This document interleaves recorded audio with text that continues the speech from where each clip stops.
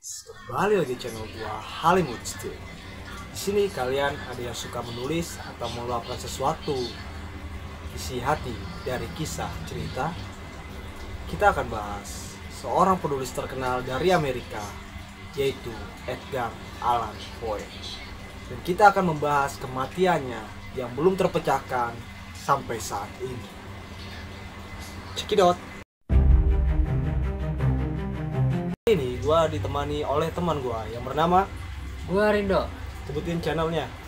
Channel gua bernama Broduls 08 TV. Oke, stop kalian senyum. Mari kita dengarkan kisah kematiannya. Baltimore, 3 Oktober 1849.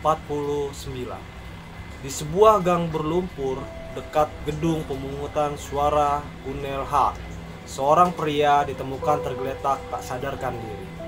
Pakaiannya compang-camping bukan miliknya.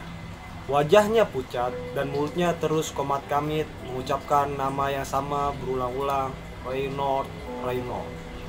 Pria itu adalah Edgar Allan Poe. Penulis kondang yang terkenal lewat kisah-kisah gelap dan puisi suram seperti The Raven dan The Tale Hawk. Namun tak satu pun dari karya-karyanya yang lebih membingungkan daripada caranya kematiannya sendiri. Rumor dan realita. Ketika Poe dibawa ke rumah sakit Winston College, kondisinya sudah sangat kritis. Selama 4 hari, ia mengigau dalam demam yang tinggi. Tak bisa menjelaskan siapa yang menemukannya, apa yang terjadi sebelumnya, atau mengapa ia memakai pakaian milik orang lain. Ia meninggal dunia pada 7 Oktober 1849 tanpa sebab menjelaskan apapun. Pihak rumah sakit tidak pernah merilis catatan medis resmi. Tak ada autopsi, sertifikat kematiannya hilang, keluarganya tidak diberi penjelasan yang layak. Yang tersisa hanyalah spekulasi atau rumor dan sebuah pertanyaan besar. Apa yang sebenarnya terjadi pada Edgar Allan Poe? Kita lanjut ke temannya, yaitu Augustus Bedford, sang sahabat. Augustus Bedford adalah seorang jurnalis lepas dan teman lama Poe. Mereka pernah bekerja sama dalam proyek editorial beberapa tahun lalu sebelumnya. Ketika mendengar kematian Poe, Augustus merasa ada sesuatu yang salah. Poe bukan orang yang mudah tersesat, gumamnya sambil membaca koran Baltimore Sun edisi pagi yang memuat berita singkat tentang kematian temannya. Dan dia pasti tak memilih mati dengan mengenakan pakaian lusuh yang bukan miliknya. Augustus memutuskan melakukan penyidikan pribadi. Dia mulai di tempat terakhir Poe terlihat hidup, yaitu gedung Gunnell Hall.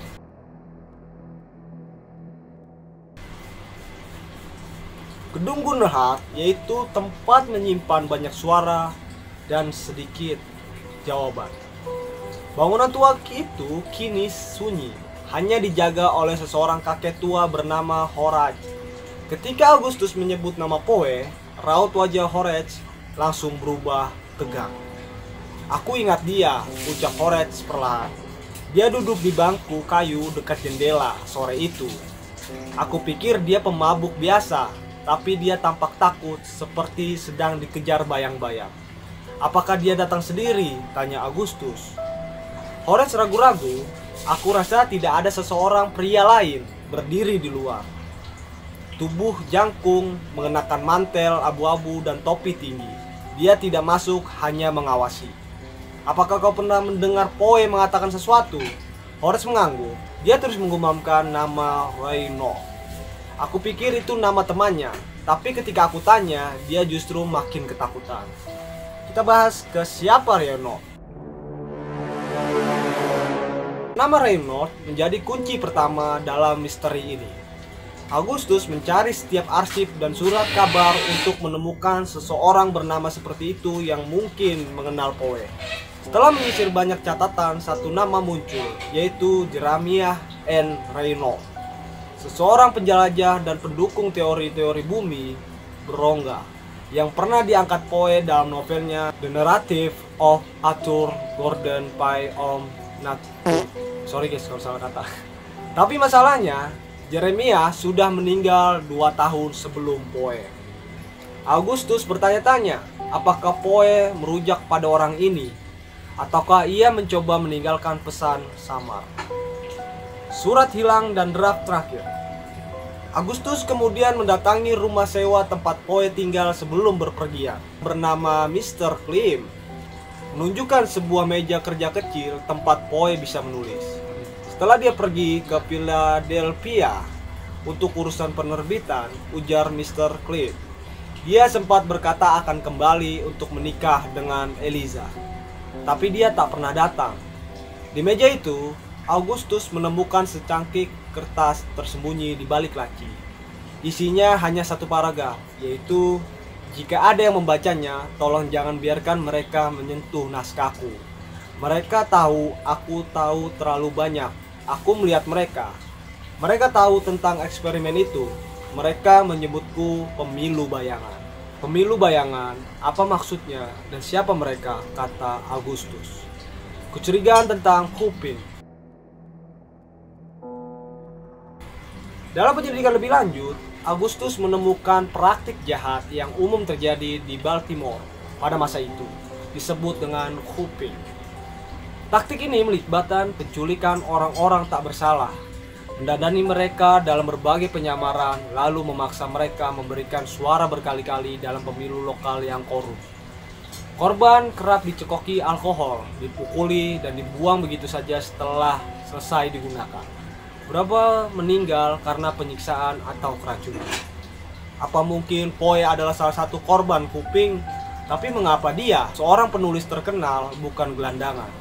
Ataukah ia memang tahu lebih banyak dari yang seharusnya? Dari saksi terakhir yang melihat Poe di Philadelphia, terungkap bahwa dia sempat menerima surat tertutup dari seseorang yang mengaku tahu rahasia besar terkait pemilu.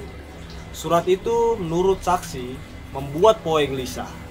Dia membatalkan perjalanannya ke Richmond dan malah pergi ke Baltimore tanpa menjelaskan alasan. Poe sendiri sempat berkata dalam suratnya kepada editor, "Saya menemukan sesuatu yang menakutkan, tapi saya tidak yakin apakah saya harus menulisnya, bahkan pena saya pun gemetar." Dalam puisi terakhir yang ditulis Poe, Annabel Lee, Agustus mulai melihat pola. Kata-kata seperti kerajaan di tepi laut dan angin malam yang berhembus membunuhku terasa lebih sekedar metafora cinta. Seakan Poe mencoba membungkus pengakuan dalam bentuk puisi. Dalam catatan lain, Agustus menemukan simbol mata satu, ular yang menggigit ekornya, dan tanda salib terbalik. Semua ini menunjukkan kemungkinan bahwa Poe sedang mengendus jejak kelompok rahasia. Apakah Poe mengetahui keberadaan organisasi yang mendalikan pemilu melalui kekerasan? Apakah pemilu bayangan hanya satu sisi dari konspirasi yang lebih luas, kata Agustus. Kini Agustus tahu bahwa kematian Poe bukanlah kematian biasa. Terlalu banyak keanehan, terlalu banyak bukti yang sengaja dihapus. Satu-satunya cara untuk menemukan kebenaran adalah dengan mengikuti jejak terakhir Poe, menelusuri tulisan-tulisan dan mencari kebenaran yang tersembunyi di balik metafora dan simbol. Dan mungkin seperti yang selalu Poe percaya, kebenaran paling mengerikan adalah terkubur dalam hati manusia itu sendiri. Surat rahasia di Museum Baltimore. Baltimore, 12 Oktober 1849. Setelah beberapa hari menyusuri jejak terakhir Edgar Allan Poe, Augustus Bedford merasa ada satu tempat lagi yang menyimpan potongan penting dari teka-teki ini, The Baltimore City Museum. Disinilah barang-barang pribadi Poe disimpan setelah kematiannya, termasuk jas hitamnya, pena bulu kesayangannya, dan paling menarik yaitu kotak kayu kecil bercat merah darah yang disumbangkan oleh seorang anonim tak lama setelah pemakamannya. Agustus mencurigai kotak itu berisi sesuatu yang tak boleh diketahui umum. Museum itu masih belum resmi dibuka untuk umum pagi itu. Agustus menyelinap masuk menggunakan koneksi lamanya dengan penjaga malam bernama Thomas, mantan sesama jurnalis yang kini bekerja menjaga arsip museum demi upah seadanya. Kalau ketahuan, aku bisa kehilangan pekerjaan, bisik Thomas saat membuka kunci lemari besi di ruang penyimpanan. Kalau tidak, kita bisa kehilangan kebenaran, jawab Agustus singkat. Kotak itu berada di lemari bawah dengan label kusam, barang pribadi tanpa pemilik, diserahkan 10 Oktober 1849. Saat dibuka, aroma kayu tua dan kertas lembab menyergap. Di dalamnya, Agustus menemukan sebuah amplop tua tersegel lilin hitam. Capnya tak jelas, hanya simbol mata tunggal dengan panah menembusnya. Di baliknya ada tulisan tangan samar untuk yang cukup gila mencari kebenaran. Isi surat itu membuat Agustus menggigil. Namaku bukan Poe. Nama itu diberikan saat aku memutuskan menjadi bayangan. Aku adalah bagian dari eksperimen kelompok yang tersembunyi di balik organisasi pemilu dan literatur. Mereka menyebutnya kamar kedua. Kami menulis untuk menutupi, bukan mengungkap. Setiap cerita kami adalah pengalihan. Tapi aku tak tahan. Aku menulis Gordon Pym sebagai bentuk pemberontakan. Mereka marah. Mereka mengikutiku ke Philadelphia, ke Baltimore. Reynolds bukanlah salah satu orang, tapi kode Ray.E.N.O.L.D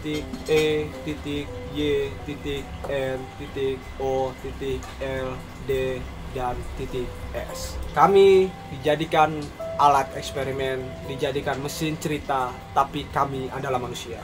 Agustus tak percaya dengan apa yang ia baca. Ia ulangi berkali-kali kalimat resortus eksperimen. Itu terdengar seperti proyek rahasia pemerintah atau organisasi bawah tanah. Jauh lebih kelam dari sekedar pabrik kuping.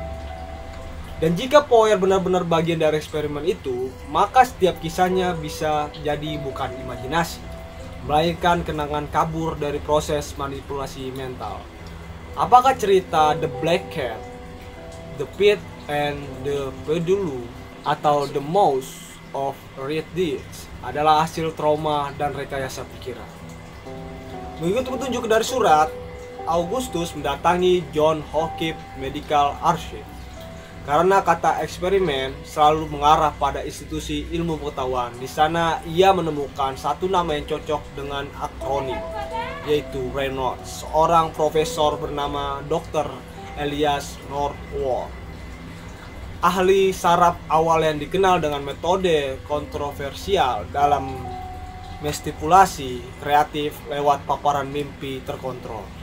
Di ruang arsip, Agustus menemukan catatan tahun 1839, 4 tahun sebelum Poe menerbitkan The Telltale Heart. Di dalamnya tertulis, Subjek 5, menunjukkan reaksi eksperimen terhadap cerita yang ia tulis sendiri setelah tidur mimpi tiruan. Subjek mulai memisahkan kenyataan dan fiksi. Kami harus memutuskan hubungan sebelum kepribadian tersegmentasi permanen. Nama subjek 5 disensor, tapi di bawah catatan tertulis inisial samar, yaitu EAP. Saat Agustus keluar dari arsip, ia merasa diawasi. Di sudut jalan ada pria berjas panjang dan topi tinggi, mirip dengan deskripsi dari saksi mata di Gunur Heart. Wajahnya tak terlihat jelas, tapi matanya menyala dingin di balik bayangan. Pria itu pun tak berkata apa-apa, hanya berdiri mengamati. Agustus mempercepat langkahnya menyusuri lorong-lorong kota Baltimore yang dingin, tapi saat ia melihat ke belakang, pria itu sudah tak ada, seakan menghilang di udara. Teori yang mengerikan, kini semua mulai masuk akal bagi Agustus. Poe bukan sekedar penulis jenius, ia adalah korban eksperimen otak yang dilakukan dengan alasan membangkitkan sumber kreatif ekstrim. Nama Reynolds bukan nama orang, tapi penanda bagi proyek kelam. Kematian Poe bukan karena mabuk, bukan juga karena penyakit, tapi karena ia mengungkap semuanya lewat tulisan. Dan seseorang atau sekelompok orang memastikan bahwa ia tak pernah sempat menyelesaikan pengakuan itu. Dari potongan surat lain di kotak merah, Agustus melihat simbol dan mata tunggal dengan panah, sama dengan simbol di segel lilin. Di bawah tertulis, kami yang menulis ulang sejarah. Kami yang memetik inspirasi dari teror-teror. Simbol ini identik dengan tanda yang muncul di beberapa margin puisi Poe jika diterangi dengan sinar lilin. Agustus mencoba hal itu saat kembali ke kamar kecil tempat Poe pernah menginap. Ia menyulut lilin mengarahkan cahaya ke lembaran puisi Lenore.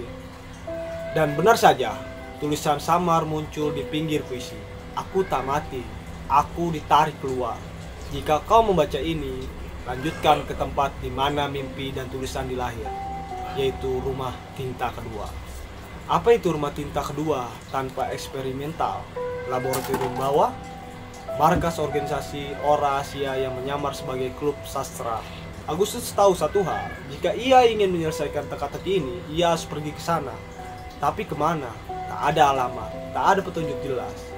Namun di lembar terakhir surat ini ada sebuah peta kecil, jalan tua menuju lokasi terpencil di pinggiran Baltimore, di mana satu bangunan kayu tua ditandai dengan simbol mata tunggal. Dengan satu koper berisi salinan naskah dan potongan surat Poe, Agustus bersiap menuju tempat itu meski ia tahu apapun menunggunya di sana. Mungkin kelam dari seluruh karya Poe yang pernah diterbitkan. Oke, segitu aja kisah dari Edgar Allan Poe. Kita tunggu kisah berikutnya dan kelanjutan kematian Edgar Allan Poe. Terima kasih.